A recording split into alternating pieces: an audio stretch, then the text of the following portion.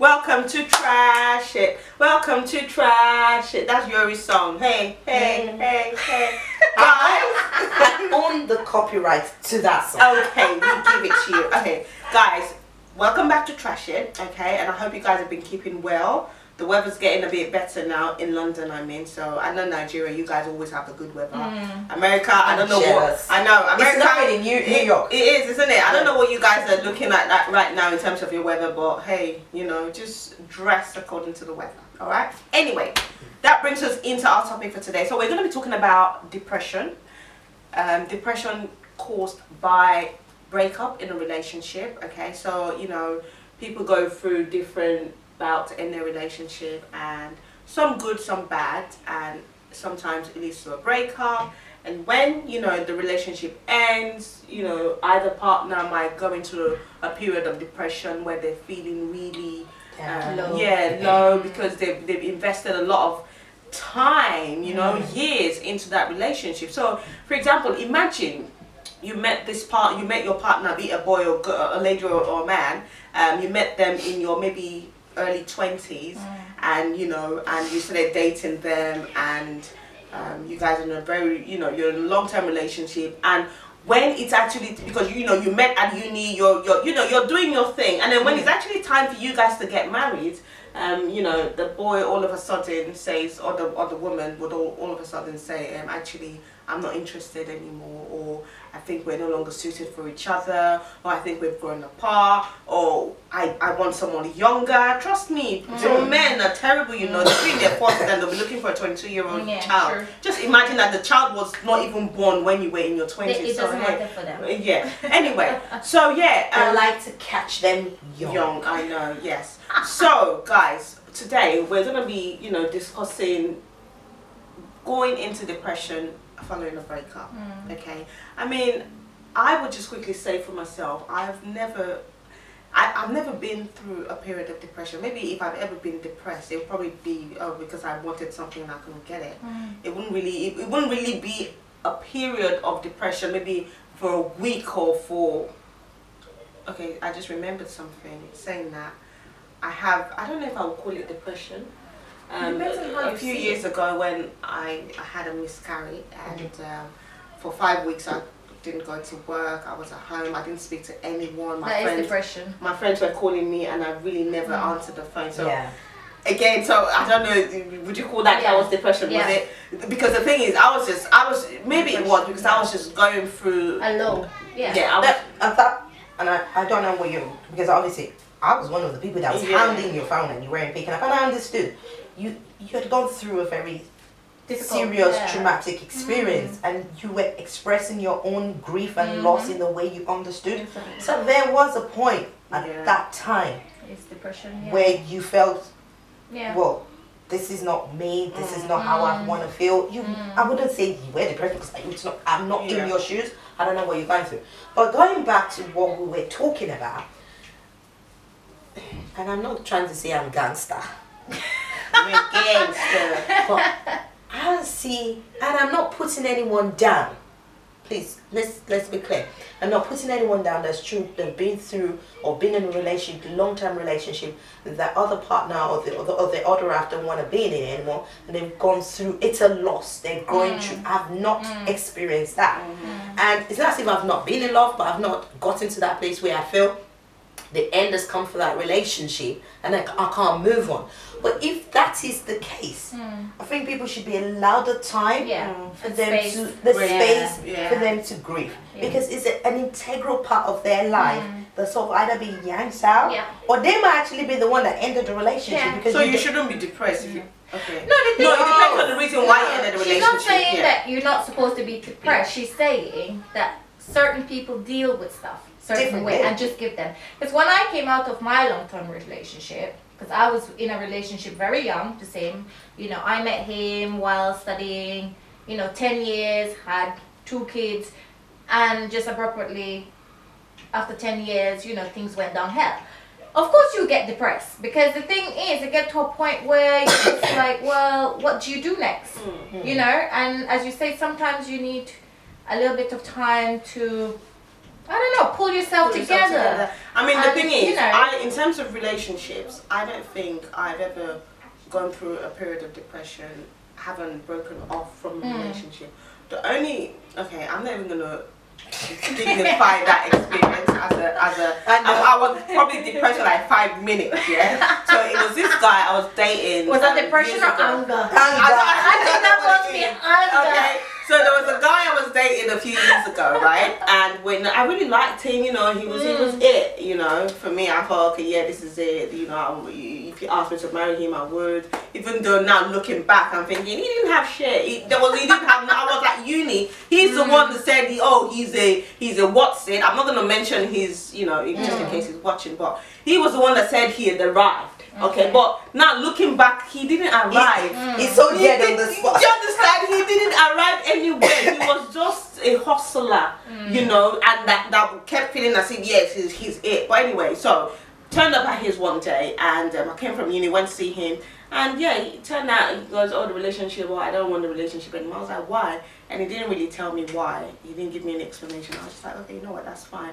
I was hurt because I didn't know why. I think that was what really pissed me off, because I thought I'd put a lot into that relationship, and maybe not a lot of time, because we weren't going out for years, maybe for a few months, and because I really just liked him, so I thought, okay.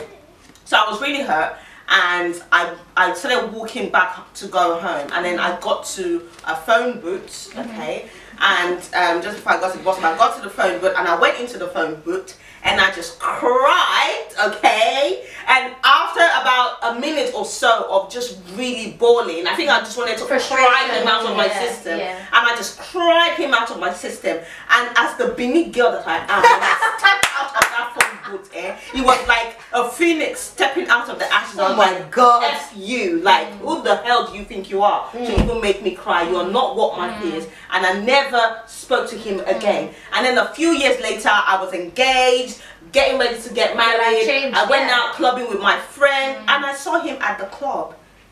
From architect to club promoter, I was like, bro, is it that bad? Do you understand? Like, his job description changed. Do you understand? Hold up. So my friend that I went to he was trying to speak to my friend to get my number. My friend said to her, sorry, you, if I give you Celia's number, Celia will kill me. And yes, I would have done. But anyway, so now let's come back to the topic of discussion. So people go through different ways, yeah. You know, they go through a breakup, and then they become depressed. They eat chocolate and all sorts of things. So, you know, how these are real life things that happen to people. You know, so how can we get people out of I think that what helped me personally, I didn't get caught up too much. As you say, I did the same thing. I just went into my room one day when the kids were out, and I just bawled my eyes out. And funny enough, I had a big long conversation with God. A big I didn't have you done as a religious type, but oh my gosh. Anyway, I had a big conversation with God. Sorry. And I just said to God, you know what? If this is what you did to bring, you know, annuity into my life, and you feel that that person wasn't good for me, then I know that whatever is to come is going to be good. And I remember, you know, after that big long conversation with God, I just felt like this, like whatever that was on my shoulder was lifted. I felt that time when I had that discussion, he was there listening with me, and he was ready. No. But like he was, I am emotional, because I say a lot of people go through it, but as I say, some people never snap out of it. That's the problem. And the thing is, I think with a lot of things, if you're not kind of religious, it's like, who do you talk to?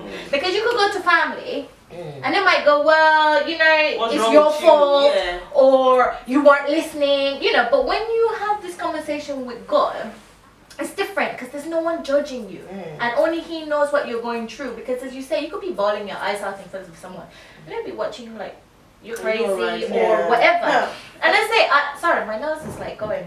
And the thing is that after I had that conversation with God, I felt like something that was trapped in me, and I think it was anger, because as you say, like you, there was no reason why he did what he did. And I think that's the worst thing for a lot of women. When you don't have that closure, you keep beating up yourself, because you keep reliving it. And in your head you keep thinking, what did I do wrong? And you're looking for a better outcome. Yeah, and then you're thinking, but I did all the things. I tick all the boxes. I was doing this, I was doing that. So what happened? But as I say, for some reason, something was lifted from me.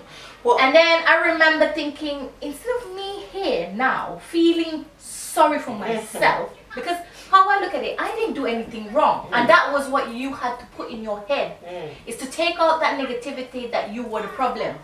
Women, you're not the problem. Men, you're not the problem. And until you put that inside your head that you're not the problem is that you were in the wrong relationship with the wrong person. That being said, I did a research on the impacts of religion and spirituality on mental health.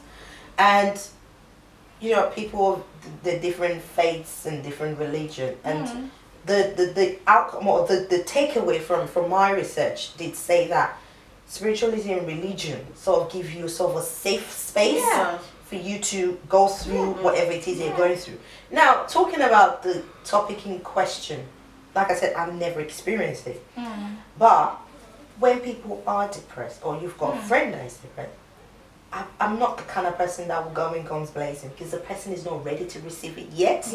And it's not, sometimes you just don't leave, you need to let people get to that place by themselves, because you can't come in start offering advice on something you've not. You know what, you're right in that, because I think I've made that mistake. Okay, I had a friend who sort of went through a similar situation, and obviously I love her so much, and she's such a pretty girl, and she's such a lovely person, and for me, I wanted to see her do good. Do you understand? So when she was going through that relationship, and I just couldn't see any reason why she can't just snap out of it. Oh, okay, well, you know, you're acting up, whatever. Okay, I'm done. Bye. You know, because I've never been through that situation. You don't know how it feels. So I didn't know how it felt. So I didn't understand why she was dwelling in it. Why she couldn't just rise out of it. Do you understand? So obviously now, thinking back, I now know that it's not that easy. And as you say, different people go through different things, and people react differently. You know, so there's so many help advisory books out there. People have talked about CBT. Some people have talked about DBT. That's cognitive behavioral therapy. And a lot of people have gone down the route of medication. Now, psychology or psychotherapy is a medical model. It veers around therapy and medication. Now, I'm always of this view. Maybe it's my social work hat that I'm putting on now. If you're depressed about the color of this room, there's no amount of medication that will change that until the color of this room is changed. Exactly. So if there's a particular situation that's making you depressed, you have to change the situation. You have to change the situation. Exactly. Taking medication might could be a lot easier for you to make that decision. But then you say you're suppressing it though. That's what I'm saying. The medication might help you to make that decision, but until that decision is made, it's not going to change. It's not going to change. And that's what I was saying in relationship. It's not you, it's the situation. And the thing is, because we're human, we love to pacify ourselves, as you say. It's like blue is blue.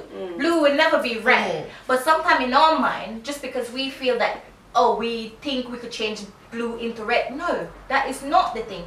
And as I say, you know, with a lot of depression, I think the key thing, if you're not into medicine, because I'm one, I don't like medicine. So what I did was just become very proactive and busy. And how I looked at it is, if you're going to be busy, you don't have time to sit down and dwell about the past. So what I did, I just had a lot of like play dates for my kids, because I thought, you know what, if my kids are happy, that will make me happy. Because then how I look at it is, they're doing something nice, then I can't be doing Shari, I beg to differ, because it's good to be busy. But trust me, you can't be busy 24 hours, 7 days a week. But what I like is what Shari said. She said, I arrange play dates for my kids, and if my kids were happy, that made me happy. I understand so that is but I'm just saying that you can't be busy 24 hours. Trust me, by the time the play dates were finished, I was knackered. I know. But there'll be I slept like a baby. in the middle of the night. That you need that hot pee. Needs to come out, but you see, and you need to go to the toilet. And you know, the brain, the mind is the but you see, I got to that place. point. No, but I got to that point where I let go of the past. Because as I said to you, before that, I used to stay up at night thinking about all the negativity, and I was basically making myself ill because I'm not sleeping.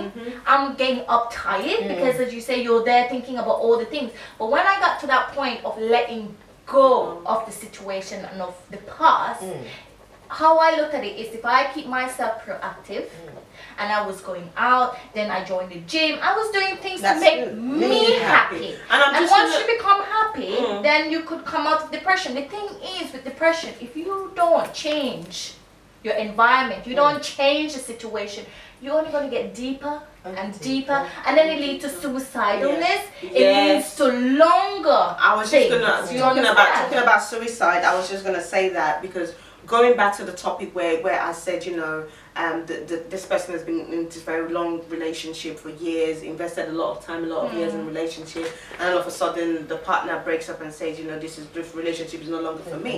You know, and maybe you've even gone to the point where everybody knows, like maybe you're planning to get married and all of a sudden the marriage is called off. Obviously it brings shame, you know, to that person that has been affected. And again, it brings shame, it's heartbreak, to the point where it could even lead people to become suicidal, as you mentioned. You know, so the thing is, at the end of the day, I mean, there's no, because I've never been through it, so I can't really say. Relate. But I would like to think that if someone is going through depression, just be there for them. Yeah, exactly. Okay? You don't necessarily need to give advice. Anything. No, you know? just be there. Which was the mistake I made with my friend. I was giving her earful, left, right, and center of advice, and she didn't want to hear it at that time, because for her, she loved that guy and she wanted him. Do you understand? So whatever I said, she wasn't going to do. She just needed me to be there, sit down and be quiet, and just let her go through. Because the thing is, you don't know how that guy was going to end it. You understand? There was no signs. There was nothing to say, okay, well, there was a, you know. So that's what I'm saying. Depression, I think, is just dangerous, to be honest, for certain people. Because certain people can deal with it.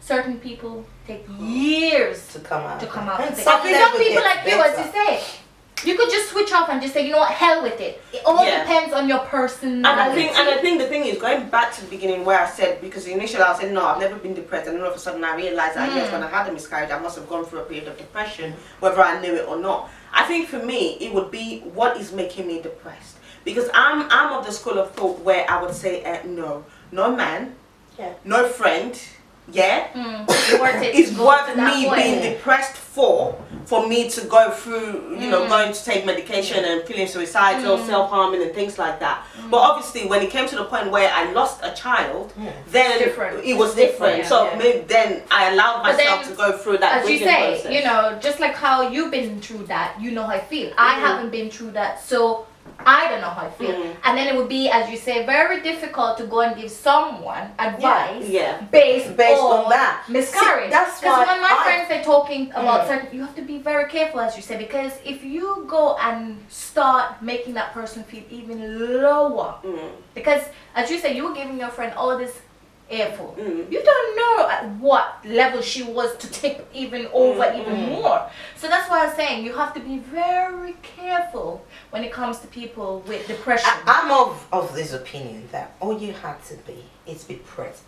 Yes, I think that is the you right have thing to be do. present. Yeah. And trust me, sometimes as human beings, we know the answer, but we just don't want to hear it. Exactly. I was speaking to a friend of mine, she's going to be coming on the show very soon, and we were talking, and she was like, all I wanted for my friends was someone to be listen. there. Yeah, exactly. I know you have your solution. I don't want to hear your solution. Exactly. Your solution might actually be beneficiary to me, but I don't want to hear it. I just want someone to listen. To be there. But there's some people that actually do not want to talk. Yeah, exactly. So you just want someone to be just there. like, hello, I'm here, and we sit down and I look you for the next 2 hours, and then I carry my bag and then I go. And that person knows tomorrow Yuri's gonna be here. Yeah. And that's a lifeline. Exactly. And I'll be like, okay, I'm not gonna kill myself because I know Yuri's gonna be here. And before you know it, slowly they come out, they go for long work. They, like you said, a lot of people do not want medication. And that's because of the side effects. We go for medication like risperidone, sertraline, olanzapine, that actually give you other side effects. And then you're not dealing with, and I'm not saying these medications are not good. They're recommended by psychotherapists and psychologists. And they help. But at times, it comes with bags and baggage. Yeah. So that's why talking therapy is good. Yeah. If you have a safety network, some people use spiritual, some people do yoga. Exactly. I remember when I was trying to get pregnant, and someone said, try yoga. Well, it didn't get me pregnant, but at least it made me more comfortable to do other things. Exactly. So, but then you see, the thing is with depression, what I wanted to say, you know, like a lot of women come out of relationship and then they start gaining weight because they start feeling unworthy. They feel that something is wrong because, as I say, you do, and then you start eating your comfort eating. Your depression. So then again, it's like, what do you do? Because again, you can't go to someone and say, stop eating those chocolate, stop eating those ice cream, because in the movies you see it, right?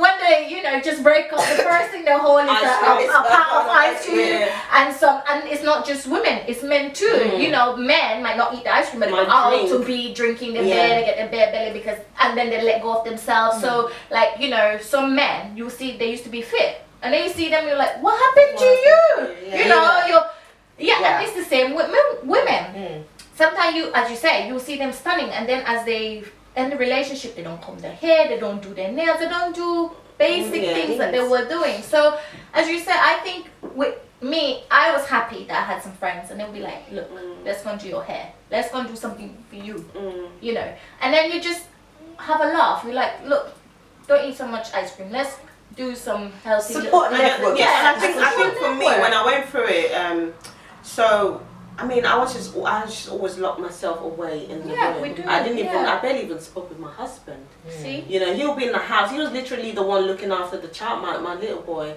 I just locked myself in, and then my friends will call me. I was only speaking to one person, just one person. I don't remember if I even told the person what happened, but I was just speaking to one person. I was off work for 5 weeks, and I just locked myself away, and I just kept saying to people, I'm fine. People will text me when they knew I wasn't answering the call, and I'll just say, yes, I'm fine, I'll start work when I'm ready, and that was it. And I wasn't even going to church at this point, because again, you know, you start having blaming, questions and thinking, oh God, but why didn't you just, do you understand, why didn't you just let me have, you know? And I wasn't going to church. And then I think for me, and what the thing is, I like to know everything. So I went and I Googled a lot of things. Yes, I did. Make it worse. I Googled things. I went on YouTube, because for me, I needed to know at that point, because if I hadn't known, I would have maybe tried to find out now. So I wanted to do everything at once. So I would Google, I would watch videos of people with miscarriage. It was bad. And when I see my husband coming, I would just quickly close it, because I didn't want him to see.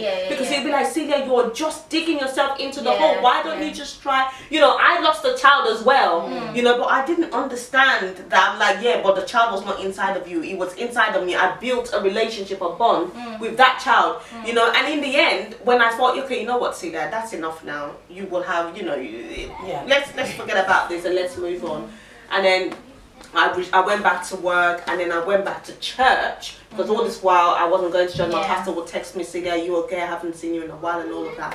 But anyway, when I went back to church, it was amazing how people support, isn't it? How people would say to you, oh, where have you been?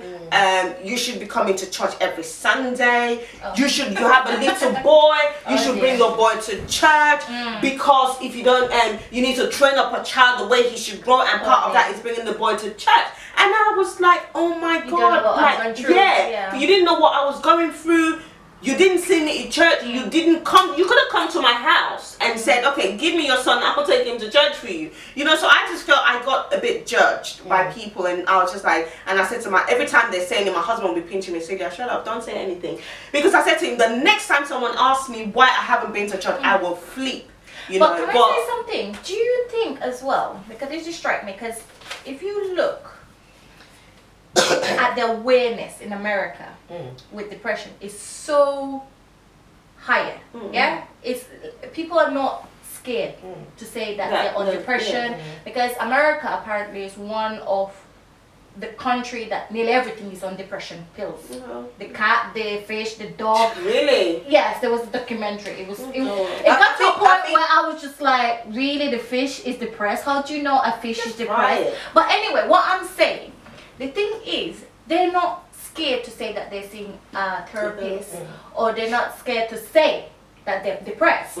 While in the UK, I think we're more concerned. Because if you say you're depressed, no, because you see there's different spectrum of depression. Yeah, I'm not disputing But when that. you say you're depressed, I think sometimes people think that you're mentally not stable. I think the reason why America is far and above when it comes to anything to do with health. Yeah. Cancer research, sickle cell. They're more advanced. The definition around psychotherapy and psychiatry, or psychiatrists, you will probably get that from the States. We're in the UK, we're still catching up. It's very normal for a random person to have a therapist. I have a lot of friends in the States that are like, oh, I'm speaking to my therapist. I'm like, exactly. Over you here, don't have that. So the mental health, or the Department of Health now, are now being proactive. Well, I hope so. Yeah, they are. They're more involvement with CAMS, with the children and adolescents mental health team, the community mental health team, the older mental health team. So awareness is important. And I always say, when I did my research on religion and spirituality, I focused on quite a few faiths or religion. And I saw that there was a lot of support from the Islamic community. Oh, really? For a lot of different things. You would have imams call the mental health service up. A brother that just, we're concerned, he's not taking his medication. There's a lot of social support for them. There's network for them to find a job. And I, as a Christian, I was like, wow. Why don't we have that? Why don't we have that? Exactly. The Buddhists, they do that. I was going to say, because they believe in meditation, they believe about mental. Yeah, so I mean, just going back quick to the topic, and when we said, okay, you know, the sister, you know, she's in a relationship and all that. So it kind of begs the question, as a woman, do you put all your eggs in one basket? So you're going out with just one person, because you don't want to be caught up in a situation like this. Celia, life is not like that. Yeah. If we're going to say, I'm going to have 17 eggs in 17 baskets, are you going to have 17 children and then hope one doesn't die? Yeah. Okay. Life is not it doesn't. So I mean, obviously, so can you then say, okay, if I can have two relationships running parallel? But think about it, if you're having two relationships running parallel, are you not going to break someone's heart? Are you not trying to put that person through what you're trying to avoid? I mean, it's a vicious life cycle, is not isn't it? black and white. All I would say on this topic, if someone is going through depression and you are aware of it, just make sure that you're there for that person. That's the main thing. As you say, you don't have to talk, like you were saying, you don't have to do anything. Sometimes it's just nice to knock on the door, bring some ice cream, bring some chocolate, bring some flowers, whatever it is that you know that person. Son. Exactly. I can take your son to exactly. church. Exactly. Just do walk something. their dog. Exactly. Just do something for that person, just to show that, look, you're not in it by yourself. And you just leave it at that. When they want to snap out of it, you have to remember, with everyone, you can't push anything down someone's throat. It's until that person is ready to come out of that situation, they will come out. But just be a lending hand, whether your family, friend, neighbor, whoever, just be there as a caring human being, and just take it from there. Because as I say, you never know when it's your turn that you might be in. And I think another thing not to do as a friend, please don't try to hook them up. Oh no, that's Don't the try to worst hook them up, thing. because That's the worst thing. Come annoying. on. That is really belittling. That one, I would say, please don't do that, because that might tip them over. No. I disagree with that. I just, as I say, you know, talking from first hand. There's no need for a hookup, okay? Because I'm sure they'll get through it. You know, somehow. Just be there for them, and maybe, you know, if you're religious, pray and just pray with the. And when they're ready to tell you what the issue is, they will. I mean, so I think we're gonna leave it here, guys. I mean, if you're going through a period of depression, you know, we're here for you. If there's anything in particular that has led you to become depressed, if you want us to trash it, just leave your comment. You can DM us on Instagram, trash_IT on Instagram. You can send us a DM. You can send us an email as well, or even advice. Because, you know, there might be someone out there that have a very vital advice to give to other people. that might be very useful. Just speak to your GP. Yeah, speak to your medical practitioner. Yeah, exactly. So yeah, until next time, guys, we love you and we'll see you soon. Bye.